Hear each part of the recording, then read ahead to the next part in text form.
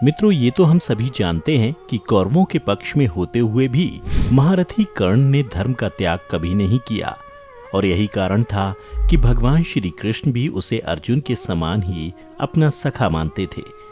लेकिन मित्रों, क्या आप ये जानते हैं कि एक बार कर्ण ने ऐसा क्या कर दिया कि भगवान श्री कृष्ण भी हाथ जोड़कर प्रणाम किए बिना नहीं रह पाए? अगर नहीं जानते तो आइए हम आपको बताते हैं इस प्रसंग से जुड़ी संपूर्ण कथा के बारे में। नमस्कार, एक बार फिर से आपका स्वागत है द डिवाइन टेल्स पर।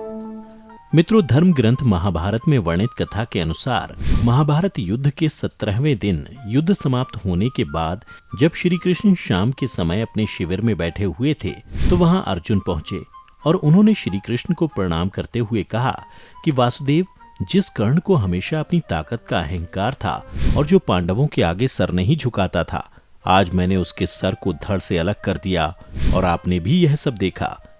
यह सुनते ही कृष्ण बहुत दुखी हो गए। इसके बाद अर्जुन ने कहा कि केशव, तुम बिना वजह ही कर्ण को इतना बलवान कहते थे। मैंने तो उसको हर बार धूल चटाई थी। तभी श्री कृष्ण कहते हैं कि अर्जुन, कर्ण के पराजित होने का मतलब यह नहीं कि वो वीर नहीं था। फिर भी कृष्ण अर्जुन को उदाहरण देते हुए कहते हैं कि पितामह भीष्म तुम्हारे वाण से निष्क्रिय हुए थे, तो इसका अर्थ यह समझा जाए कि तुम उनसे श्रेष्ठ योद्धा हो। श्री कृष्ण की बातें सुनकर अर्जुन ने कहा, वासुदेव, पितामह की बात अलग थी। मैं उनसे श्रेष्ठ कभी नहीं हो सकता, लेकिन मैं कर्ण से अवश्य श्रेष्ठ हूं। बता दें, अर्जुन को बिल्कुल पसंद नहीं आ रहा था कि कृष्ण कर्ण के पक्ष में बोल रहे हैं। अर्जुन ने कहा कि कुरुक्षेत्र के युद्ध में जब भी कोई वाण कर्ण पर चलता तो उसका रथ 25 से 30 कदम पीछे चला जाता था, जबकि कर्ण जब भी मुझ पर वाण चलाता तो उसके वाण के लगने से मेरा रथ सिर्फ 2 ही कदम पीछे हटता था। और आप उस समय भी कर्ण के शौर्य की ही प्रशंसा कर रहे थे। तब भी आपने पक्षपात किया था। मेरे पराक्रम की आप प्रशंसा नहीं करते और मात्र 2 कदम पीछे धकेल देने वाले कर्ण को बारंबार वाहवाही देते थे। इस पर श्री कृष्ण ने कहा कि अर्जुन, तुम जानते नहीं, तुम्हारे रथ पर महावीर हनुमान और स्वयं मैं वासुदेव कृष्ण विराजमान था। यदि हम दोनों ना होते तो तुम्हारे रथ का कोई अस्तित्व भी नहीं होता। तुम्हारे रथ को 2 कदम भी पीछे हटा देना कर्ण के महाबली होने का प्रमाण था। मित्रों, अर्जुन के अहंकार को देखते हुए श्री कृष्ण ने कहा कि पार्थ, कर्ण नहीं बल्कि अहंकार तुम्हारा सबसे बड़ा शत्रु है। तुम अपने शत्रु के अधीन होकर समझ रहे हो कि कर्ण का वध तुमने किया है। भगवान श्री कृष्ण ने अर्जुन से कहा कि कर्ण का वध तुमने नहीं किया, उसका वध परशुराम जी के श्राप की वजह से हुआ। परशुराम जी ने उसे श्राप दिया था कि जो कुछ मैंने सिखाया है तुम उसका आनंद ले सकते हो, पर जब तुम्हें इसकी सचमुच जरूरत होगी तब तुम सभी मंत्र भूल जाओगे जिनकी तुम्हें जरूरत होगी और वही तुम्हारा अंत होगा। परशुराम ने कर्ण को श्राप दिया कि जब युद्ध में सबसे महत्वपूर्ण समय आएगा तब वह अपना सारा ज्ञान भूल जाएगा और कोई भी अस्त्र या शस्त्र नहीं चला पाएगा। कुरुक्षेत्र के युद्ध में यही श्राप कर्ण की मृत्यु का कारण बना। कर्ण के कवच कुंडल की तरह ही यह श्राप कर्ण के जीवन पर अटूट हिस्सा बन चुका था।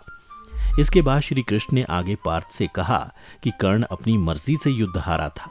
जब मैंने युद्ध शुरू होने से पहले कर्ण से धर्म के मार्ग में तुम्हारे पक्ष से युद्ध लड़ने को कहा था तो उसने यह कहकर मना कर दिया था कि भले ही दुर्योधन अधर्म के मार्ग पर हो, पर उसने कर्ण का जीवन के हर मोड़ पर साथ दिया। चाहे वो मर जाए पर अपने मित्र का ही साथ देगा, और अंत तक कर्ण ने वही किया। अधर्मी से मित्रता भी निभाई और अपने प्राण देकर धर्म का साथ भी दिया। वहीं एक बार तुम 5 भाइयों की माता यानी कुंती बुआ भी कर्ण के पास गईं और उससे पांडवों की ओर से लड़ने का आग्रह करने लगी। कर्ण को मालूम था कि कुंती मेरी मां है, परंतु कुंती बुआ के लाख समझाने पर भी कर्ण नहीं माने और कहा कि जिनके साथ मैंने अब तक अपना सारा जीवन बिताया उसके साथ मैं विश्वासघात नहीं कर सकता। तब कुंती ने कहा कि क्या तुम अपने भाइयों को मारोगे? इस पर कर्ण ने बड़ी ही दुविधा की स्थिति में वचन दिया, माते, तुम जानती हो कि कर्ण के यहाँ याचक बनकर आया कोई भी खाली हाथ नहीं जाता।